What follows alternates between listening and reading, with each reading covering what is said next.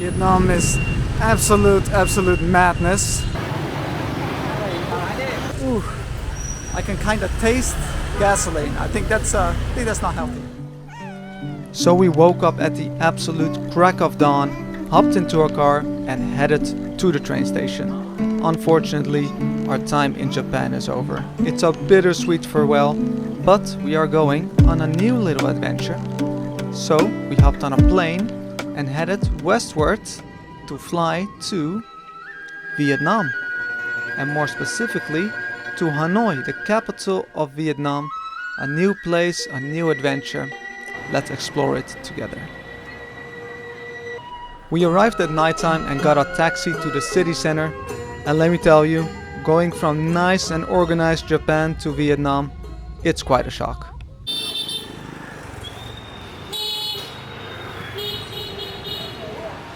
So we are in Vietnam and it's a bit of a culture shock. It's very loud here, but very lively. And we're very hungry after our long flight, so we're gonna get some food. So we scoured these unknown streets of Hanoi in the darkness in search of some food. We found this nice and well lit shop, but for some reason we went into this dark alley instead. I'm having an absolutely massive culture shock. It's so busy everywhere and yeah, the hygiene standards are a little bit different than what I'm used to, but we walked around I think for an hour to find food because everything's in Vietnamese, no one speaks English, there's no pictures, it's very difficult, it's definitely a challenge, but we found some pho. So, first bit of pho in Vietnam. Oh, it's quite good. I have to say I'm a little bit worried. I have heard a lot of scary stories about Vietnamese food and food poisoning, but it does look very hot, so I hope it's alright. And this is the nice little alleyway that leads to our new home. Not scary at all. So that's it for our first evening in Vietnam, and I'm very overwhelmed. I hope the daytime is a little bit less scary. I'm a little bit scared, to be honest, but yeah, let's see tomorrow.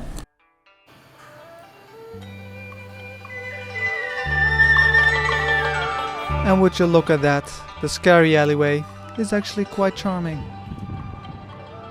So it's the next morning and I didn't sleep too well, but I'm excited to see Vietnam in daytime. But before we go, I heard that there's a lot of thieves in Vietnam that snatch your camera or your smartphone while you're taking pictures. So I'm basically some sort of android right now with a million cords, but if it works, but it looks stupid, it ain't stupid. So let's head outside and get our first glimpse of Vietnam.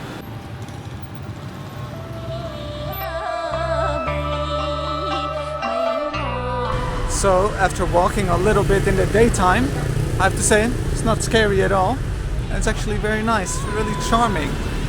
It's really jungly, a lot of tropical plants. And yeah, it's so nice to see the houses with the plants overflowed and cables everywhere. Yeah, it's nice. Oh, and then here's a little bit more of a traditional Vietnamese building. Looks really cool too. And the first thing I noticed is just how lively the streets of Hanoi are. Everyone's always doing something. Look, there's even someone getting a haircut right on the streets. And talking about lively, the traffic. Oh my god, the traffic. There's just an endless stream of motorbikes. I have no clue where all these people are going, but they just keep coming. There's a guy here with a stick. He's trying to make something out of it. I think he has the most difficult job in Vietnam. But we survived and we arrived at the first spot somehow. So this is the infamous train market, where there's a market on the train rails and there's a lot of shady people who are asking for money and stuff to give you a secret view. Don't think I'm gonna do that, but at least we can see this area. Now the market is gone, but there's still some cafes here, and it's really strange because there's a cafe, and then here's a train rails, here's a cafe, very close, Not sure if the train actually still rides here, but yeah, interesting. So what do you think? Do you think you would be able to live here? It does look very charming, but I'm a very light sleeper. I don't think I would be able to sleep here. I'm getting quite curious about this other side though, but we'll just have to check a different time. So near the train rails there's this really cozy area with lanterns everywhere. It's really nice, but it's crazy expensive. It's like 10 times of the other prices that I've seen so far. So yeah, this is it's still cheap for me, but I don't want to get ripped off. And by the way, I can see that 96% of you are not subscribed. Let's do something about it. Hit the subscribe button and the little bell where you're at it. So of course, if there's a tapioca shop, Mariko has to drink some tapioca. Vietnamese tapioca. Let's see how it holds up to the other tapiocas of the world.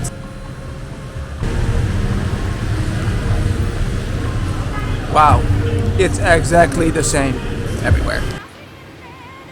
Well, I finally found my banh mi, my first banh mi ever. I'm gonna try it right now. Look, there's chicken and beef.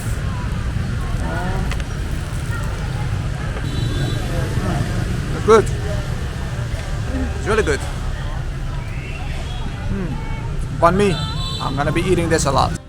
So there are some places where you can actually walk on the sidewalk, but usually it's completely parked with motorbikes and you have to walk on the road between all the crazy traffic. And look, we've been here less than a day and we already saw our first traffic accident. I'm slowly growing used to the chaos, maneuvering my way through the scooters, but I'm not getting used to the pollution. Ooh. I can kind of taste gasoline. I think that's not healthy. So maybe we should use a more environmental way to get around, like these little cars. This must be the coolest way to see Hanoi. Now, for me as a Westerner, things like this, chicken and meat on the ground, it's quite shocking. But I should remember, just a different culture, not good or bad. And if that wasn't shocking enough, here's a pig's carcass on a motorbike with raw meat right against the engine. I hope you like your meat with motor oil. And then there's a woman holding literal bags of blood. Vietnam, you just keep surprising. I have to say the food still looks pretty delicious though, and I think this little guy agrees with me. So seeing all that motor oil meat and that pig's blood sure made me hungry. So let's eat the best banh mi of Hanoi. So, banh mi 25 is supposed to be the best banh mi of Hanoi. Well, I just ate a different banh mi, so I have something to compare to. Let's try.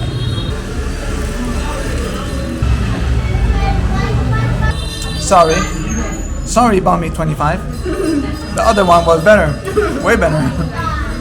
The bread is too hard.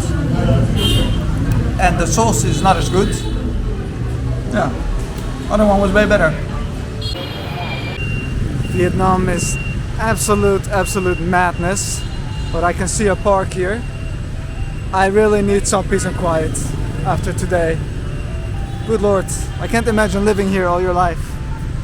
Let's see if we can relax here.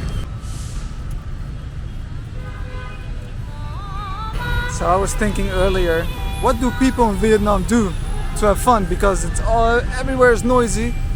Apparently they go to the park, drink beers and play cards. At least that's what all the old men are doing. And so the evening slowly fell over Vietnam and we headed back towards our house. So we're gonna find a supermarket to get some food, get some water. You cannot drink tap water in Vietnam unless you want to get very sick. So yeah, let's see what a Vietnamese supermarket is like. And this little street right next to our house has a lot of shops, but the traffic here is absolute madness. We even saw our second accident here on our first day in Vietnam.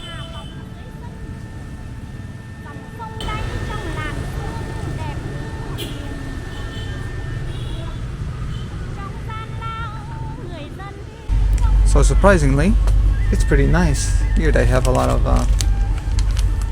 ramen or noodles of some sort, and this is 4,500 VND. Oh, that's like nothing. That's like what? That's like 20 cents. And this Pocari Sweat is only 50 cents. So cheap. I love Pocari Sweat. Oof. And while I'm here, my stomach is protesting. I know I'm gonna have a horrible stomach ache at some point. My body is not used to Vietnamese food.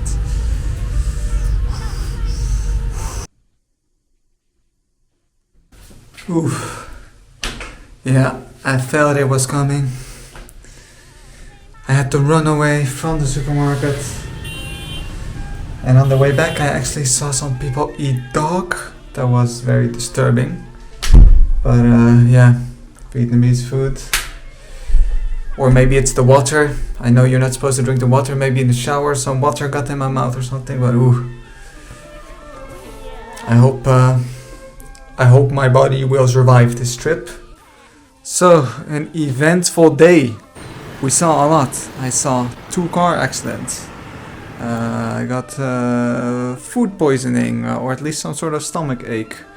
Saw a lot of scooters, a lot of them, and did see some nice things as well. But I have to say I'm still very overwhelmed by Vietnam. It's just madness, pure madness. It's not just one street where you see the motorbikes and stuff where it's busy. It's everywhere.